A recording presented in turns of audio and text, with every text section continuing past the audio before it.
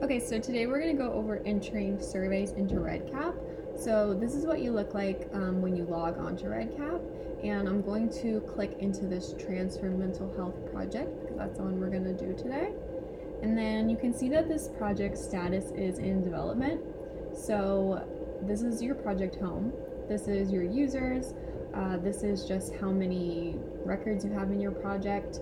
And then this is your project setup, which has a bunch of different kinds of settings and things, but all you really need to worry about at first when you're entering surveys is going to this designer. So you're going to click on designer, and then this instruments are all your surveys. So each survey will be its own instrument. So this is just an example one. And the record ID is always the first one, and you can't move it, but you could rename it. So I think you should probably rename it participant ID. So I shouldn't run it because you're on mine, right? Yeah. So then I would rename this.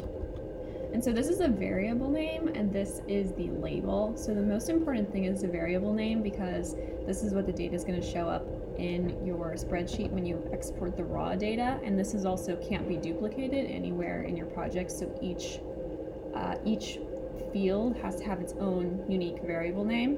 And then the field label is more just the description. So you can put anything that you want in the field label that makes sense for your specific thing you're entering. So this is the name of the first questionnaire.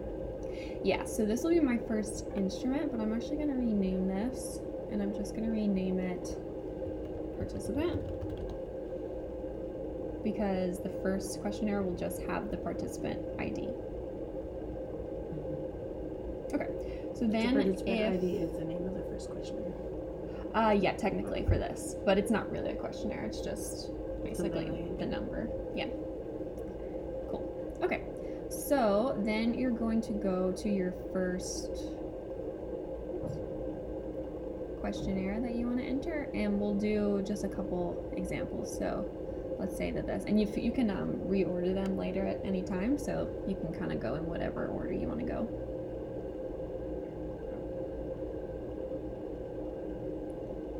Okay, so I'm going to click create to create a new one. I'm going to add it here. This is the Beck Anxiety Inventory, so I'm probably going to call it the BAI. And then you're going to click into it to start adding fields. So I'm going to take a look at this and see kind of what the questions are. And I can see here that this is kind of like a matrix, basically. So there's two kinds of different fields you can add. You can add single fields that have a bunch of different options, like multiple choice, checkbox, all these kinds of things.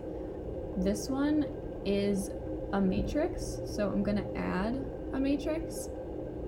And basically what you do then is you add all of these options as the answer choices. So I'm going to put 0, comma, not at all.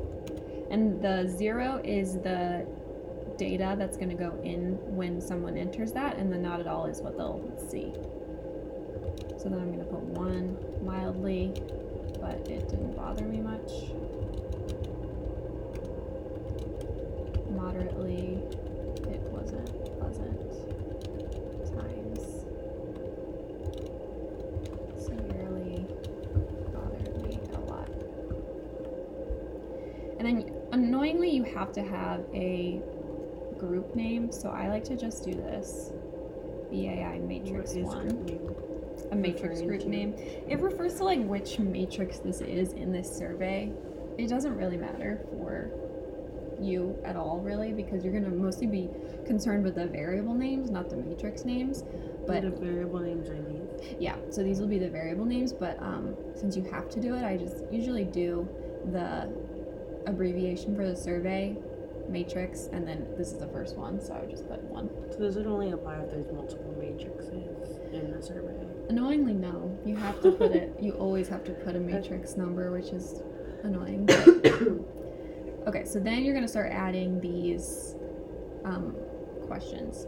So since this is the only part of this, I'm going to go ahead and put the instructions here. So Since what is the only part? since this is like the only Instructions. this is like the only matrix of the whole survey. Some of them have like multiple ones, and then I might want to put the instructions like in a separate item. But since this is all just one thing, I'm just gonna put the instructions here, so it will look like this. So I'm gonna add one just so we can see what it looks like. So numbness, and then I'm gonna put. So I like to do it like this for. What is field label referring to? So field label is like the question or the thing that you're having people rate. And then the variable name is like what variable is this in this questionnaire. So like usually a lot of questionnaires will be numbered like 1, 2, 3, 4, 5, 6, 7, 8. And I think that's a good way to do it. So I would put the 3 letters of the survey that you're entering and then a number 1. So this is referring to these, and this is referring to which one is it? Yeah. Yeah. And you don't need a annotation or anything like that. That's all you need for this. So I'm going to save that. And then I'm going to preview. And so this is what it will look like.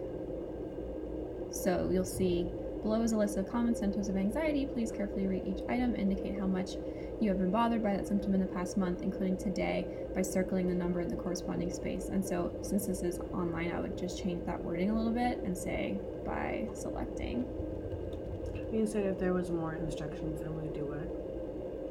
If there was more instructions, I'll show you in just one sec. So by selecting the corresponding answer. So like say we had a bunch of different things, I might add a field here and have it be and have it be just descriptive text. So I could put all the instructions in here instead of, and like then I might call it something like that. Oh, I just got lost. So like now there's a space here and a space here. Oh, so you would just have multiple spaces with multiple like paragraphs of instructions. Yeah. Or if the instructions were like really long or something and I didn't want it to be a part of this matrix, but since this is the only matrix for this whole survey, I think it's fine to have it here. And that way you're not kind of creating a random variable. So then I would go back in here and I would add all of these choices. And this is like a pretty good, easy one because it's a matrix, so you only have to enter the choices once.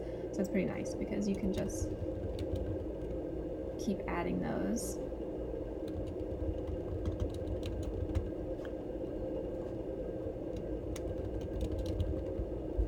And so on. And I would go through all of them and then I would make sure to label these as I go.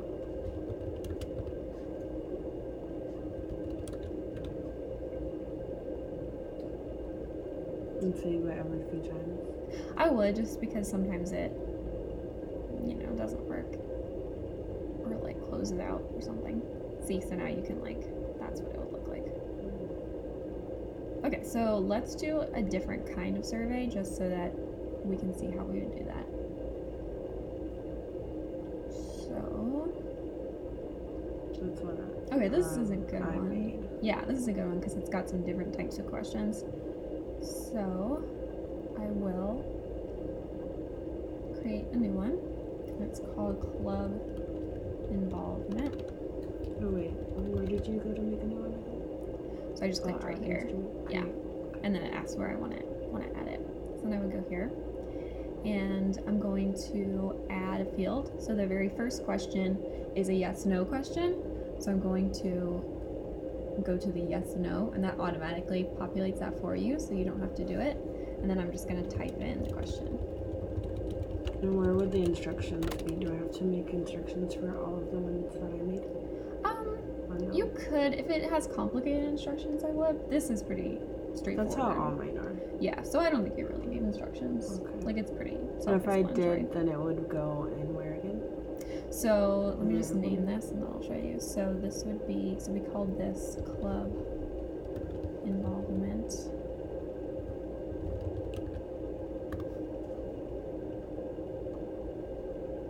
So if you wanted to add instructions to the top, I would add field, and I would add just a descriptive text box, and then I would just and it automatically goes to the top. It actually doesn't. So like if I added this, And then if I was going to do that, I would call this club involvement instructions.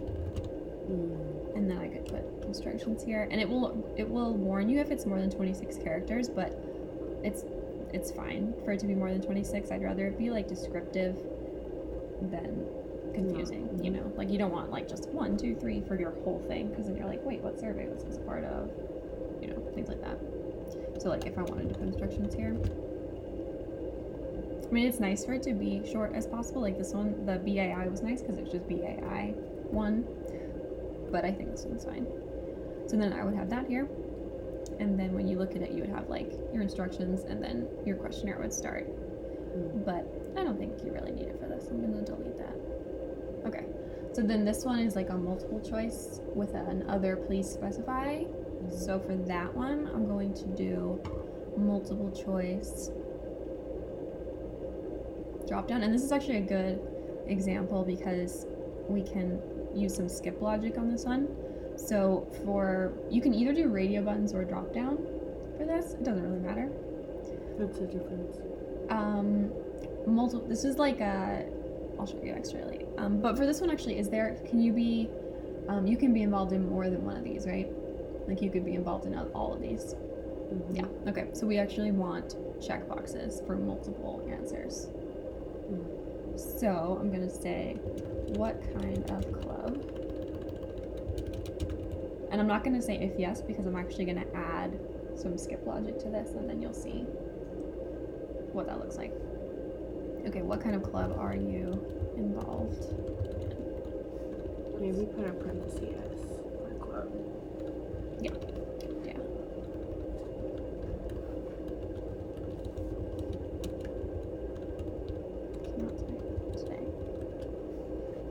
Okay, then my answers are going to be social, academic. You always have to number them? You do, yeah. And sometimes 0 makes sense. Like if one of the answers is none, I would put 0 because that kind of makes sense, or no. But if they're like this, where it's like more qualitative kind of data, I think it kind of doesn't really make sense to put 0, so I'd probably start with 1. That's just like a style thing. It doesn't really matter. I mean, you could start with 0, 1, 2, 3. But I think 0 makes more sense when it's like a true-false kind of thing. Okay, so I'm gonna put club involvement 2.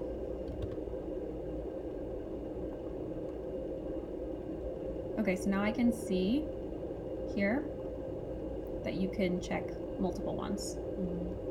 And then so I only want this question displayed if this question is yes, because if not, then you don't need to see this question. So I'm going to click here. This green thing is the skip logic part. And so I'm going to show you how to do this both ways because it might be important later to be able to do the actual coding. So if I click the drag and drop builder, I'm going to say, is my answer to club involvement 1 yes? Then I'm going to say save. So now this is only going to show up if I click, and it won't show up here on the preview because this will just see it says branching logic won't work on this page. This is just showing all of your questions no matter what. But when I'm actually taking the survey, if I clicked no here, this one would disappear. So like this one will only show up if I click yes here. And how do you double check it worked? Yeah, so that's a good point. So to check that it works, I'm gonna go to add edit records. And this is why it's really important to do this during your development phase, because once you go into production here, it's a lot more difficult to do this because you have to get these changes approved before you can do this. So it's really good to just test it. So like I'm going to add just a new participant. So I would click add edit records, and I'm just going to click add new record here, and it will add it for me. And then I'm going to click onto this one. So this is acting as if you're a participant doing it? Yeah, except for it looks a little different because when they do it, it's going to be a survey, so it's going to look different for them, but this will use the skip logic. So see, now if I click yes here, then all of these are going to come up. But if I click no, it doesn't come up. So that's pretty cool. Okay, so I'm gonna go back to the designer. And what was that other one again? Add edit record? Yeah, add edit record. So that's how you kind of test it. Okay. And then we have another kind of skip logic-y part here because we want you to specify what kind of club it is if you check other. So skip logic refers to what? Skip logic refers to like this branching logic here. So this question is displayed based on my answer up here. So the next one I'm going to add is I'm going to add a little part for them to write in some other responses if they have them. So this is going to be text box, and there's two types of text boxes. There's text, a short one, and there's a notes one, which is like a longer one. This one I think is probably short. Yeah, I think this one is short. They just need to specify like what type it is, right? So if other, we're going to say please specify.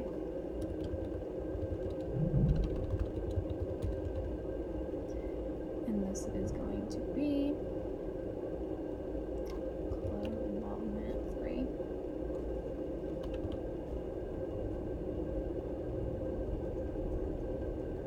Okay, so now that has that, but I want to make sure that this one only shows up if they clicked other here. Yeah, so I'm going to go to, well, I had to add the skip logic first. So I'm actually going to first... Oh, so you first create it as if it's a completely different question. Yeah. And then do what? Yeah, so I'm going to copy the variable name here. And then see how this is written like this. So it has variable name equals the response. So we know that this is 4, because this is 1, 2, 3, 4. And we can see that here. So this is club involvement 2. So I'm going to click here, and I'm going to say if. And so here's how you would do it if you're actually writing the syntax yourself. You'd say if club involvement 2 equals 4, then you're going to show it. So then you're going to click save. So this way, hey. So this way, only if you click other is it going to show. So we'll do that, we'll practice that with one of the records as well. So if I go to club involvement, and I click, whoops, okay, that didn't work, so something's wrong. This is why it's really important to like test it. Okay, so I'm gonna go back to designer. Club involvement 2 equals 4. Because you're saying club involvement 2, right? No, so this is club involvement 2. Let's see. So sometimes, I mean, this is easier to use, but sometimes it malfunctions, but probably for when you're starting out, this is easier to use. So club involvement 2 is other. I see. So you don't have to do it that top way, you can do it this way. You can do it this way. This makes sense because this is a checkbox question, not a multiple choice. So this is actually saying club involvement 2 item 4 is checked, is yes, is 1. So that's a bit different. So I would use this actually just when you're starting out because it's a lot easier. But if you ever have any problems, that's probably where the problem is coming in. So maybe have somebody try to help you look at this and see what it means. But you don't have to do that part, like you said. You can do it the other way. You can do it this way, yeah, and it will automatically populate this. For you? Yeah. Okay, so can we do it again here so I can see again? Yeah. So say I want this one to be this one is yes, or is other. So I'm gonna click drag and drop. I'm gonna say club involvement 2 is other. Then I'm just gonna drag this over here. It's already there, so I'm gonna clear it and do it again.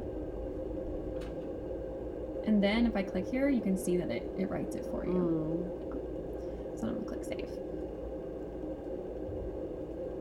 So now I'm going to try that again and make sure that it's working.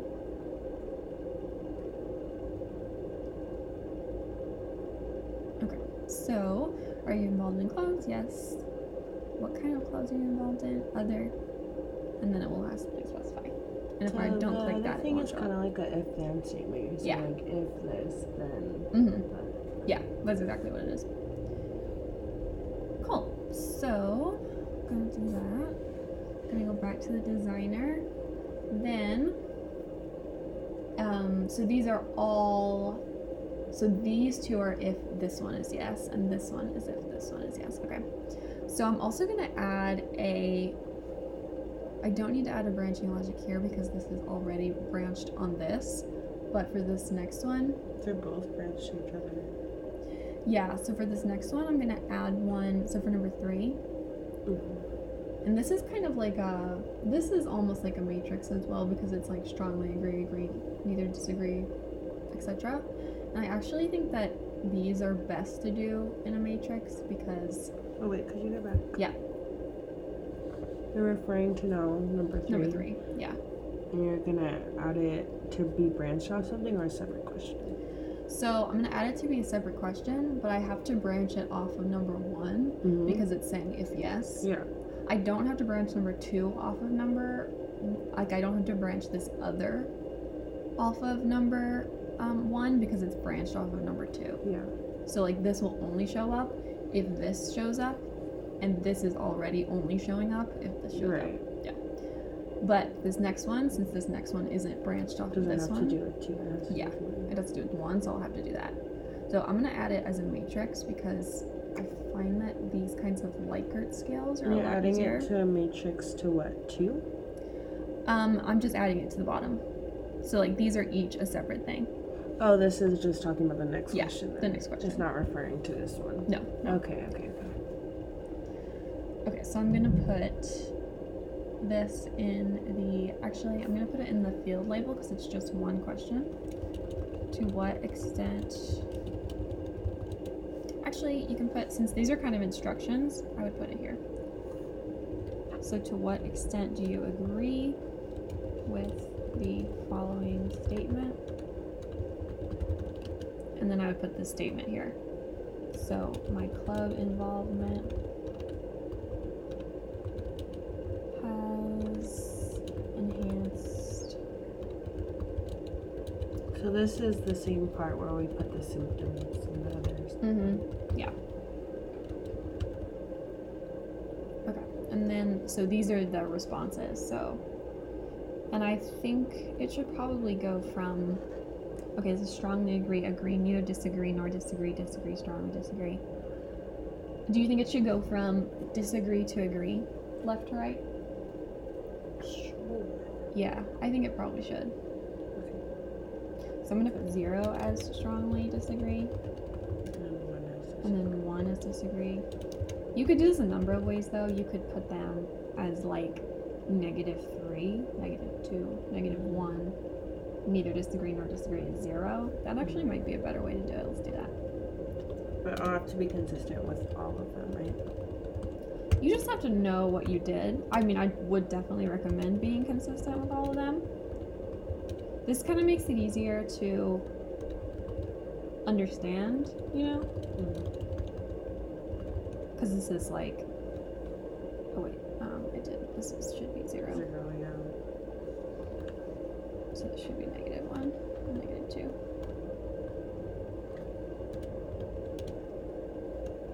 Agree. Where do these numbers come into play?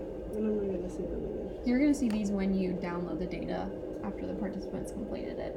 So I'll say like a -3 and I need to go back here to see the P of what that means. Yeah. But that's why it's helpful to put things that make sense. So like if I put in -2, that's like strongly disagree.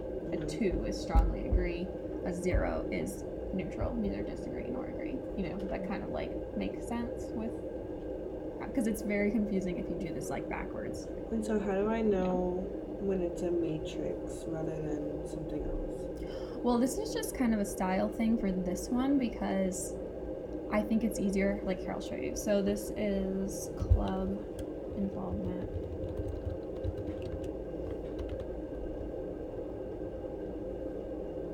You have to do this.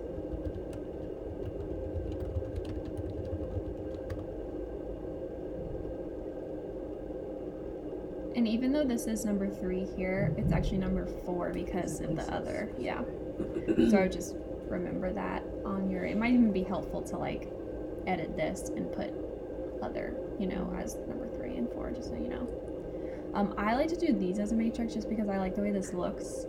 But what does matrix refer to? It refers to like that there's these columns with these choices, Okay. and there's like a thing here. Yeah, that looks standard. Like Yeah. how we usually do. That's how they usually do them, like, because you could have it just like this, strongly disagree, neither disagree, agree. But I don't know, when it's on these Likert scales, I think it makes more sense to have it like this.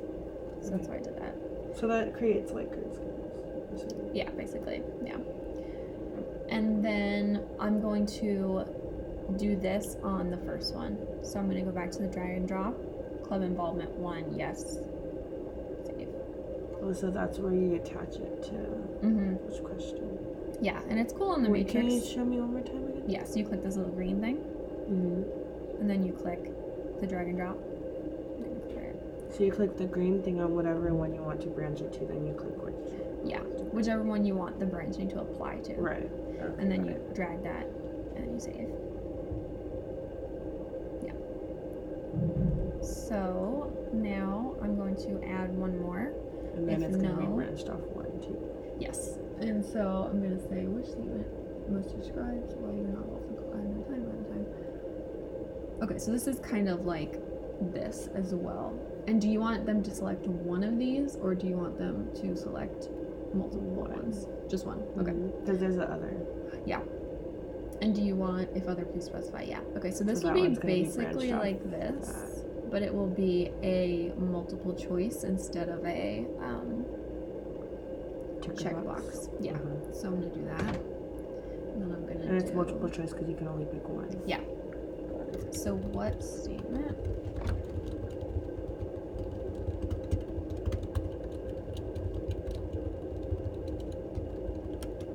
And that would be where the instructions are? Yeah, this is like the question. Any instructions you would need to put either above it, or if it's a matrix, it has a space for it already. But these are like the question, basically. So like it's this part. Oh yeah, you said for this, if I wanted to put instructions, it would be descriptive box first. Yeah, descriptive box first. And does that count as a separate one too? It does, yeah. Oh wow. So if you have to branch, you need to branch to that too. Oh, you have to branch the instructions to it? If the instructions only apply to one or something like that, yeah. Okay, but I mean when you talk about when you add the instructions, like other, does it count as a whole nother question? So when you're referring to underscore or whatever, you need to take that into account too? Yeah, it does, yeah. It's a whole new variable. Okay, so I have no time. I have the time. I am not interested. But I don't think most of these will need instructions. They're pretty straightforward.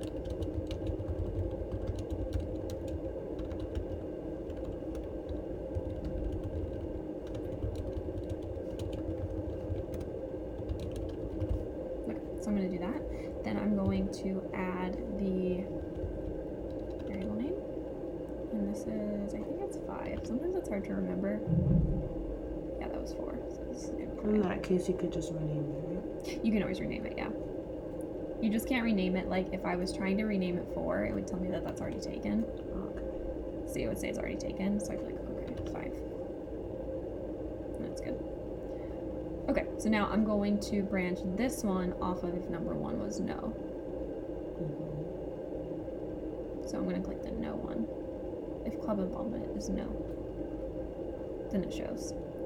Then I'm going to add one more of these, and I'm going to show, like, there's a little shortcut here. You can copy this and drag it, and then I'm just going to change the branching logic.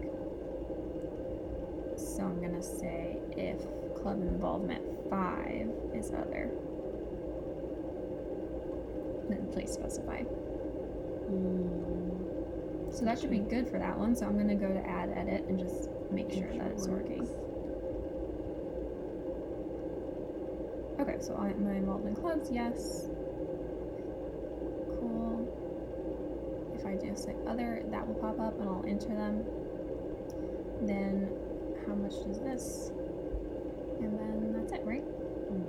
Cool. Okay, if I said no, I'm just gonna say which of these? Other, please specify. Cool. So that's working. Cool, so I think that's good for the purpose of this video. Do you have any other questions that I should answer on this video?